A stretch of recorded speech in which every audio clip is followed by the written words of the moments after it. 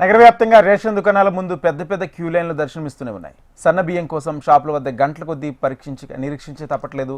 ఇక ఇటువంటి పరిస్థితి కనిపిస్తుంది. ఇక సిటీ శివార్లోని తెల్లవారుజాము నుండే షాపుల వద్ద జనాలు పడిగాపులు కాస్తున్నారు. అయితే 3 నెలల బియ్యం ఒకేసారి ఇస్తూ ఉండడంతో పాటు కొత్త సాఫ్ట్వేర్ కారణంగా పంపిణీ ఆలస్యం అవుతుందని డీలర్లు చెప్తున్నారు.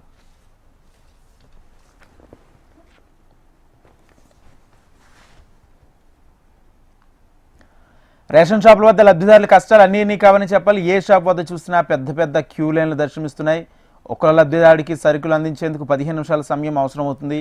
అయితే గంటకు 4-5 కంటే ఎక్కువ మందికి సరుకులు అందించలేకపోతున్నారు. దీంతో అటు రేషన్ డీలర్లు ఇటు రేషన్ లబ్ధిదారుల మధ్య వాగ్వాదాలు చోటు చేసుకున్నాయి.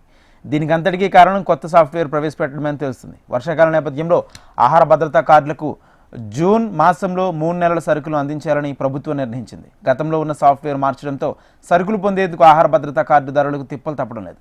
దీంతో నగరంలో రేషన్ దుకాణాలకు ముందు ఆహార భద్రతా కార్డుదారులు గంటల తరబడి క్యూ లైన్లు కట్టాల్సిన పరిస్థితి.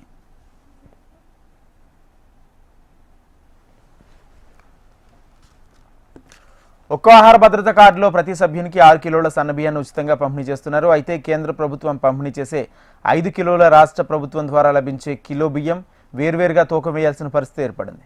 రేషన్ షాపుల ద్వారా ఆహార భద్రతా కార్డుదారులకు సరఫరా చేసేందుకు ఈ పాస్ యంత్రాలను వినియోగిస్తున్నారు. అయితే గతంలో ఉన్న సాఫ్ట్వేర్ను కొనసాగించకుండా అధికారులు జూన్ మాసం నుంచి నూతన సాఫ్ట్వేర్ను అందుబాటులోకి తీసుకొచ్చారు. 3 నెలల రేషన్ సరుకులు పంపిణీ చేయాల్సి జూన్ మాసంలోనే నూతన సాఫ్ట్వేర్ను తీసుకురావడంతో అనేక ఇబ్బందులు తప్పడం లేదని ఆహార భద్రతా కార్డుదారులు ఆందోళన వ్యక్తం చేస్తున్నారు. కొత్త సాఫ్ట్వేర్కు సంబంధించి సర్వర్ తరచూ మొరాయించడం, ఒక్కో ఎంట్రీకి కనీసం 10 నుంచి 15 నిమిషాల సమయం తీసుకోవడం కార్డుదారులను రేషన్ డీలర్లను విసుగెత్తిస్తుంది. జూన్ మాసంలో పాత సాఫ్ట్వేర్ను కొనసాగించి జూలై మాసం నుంచి నూతన సాఫ్ట్వేర్ అందుబాటులోకి తీసుకువస్తే బాగుండేదని డీలర్లు ఆహార భద్రతా కార్డుదారులు అభిప్రాయం వ్యక్తం చేస్తున్నారు. ఒక్కో కార్డుదారునికి అందించాల్సిన సరుకులను 3 సార్లు వేలిముద్రలు వేయించుకుని 2 సార్లు తూకం చేయాల్సిన అవసరం ఏర్పడుతుందని, దీంతోనే సమయం అధికంగా పడుతుందంటూ ప్రజలు వాపోతున్నారు.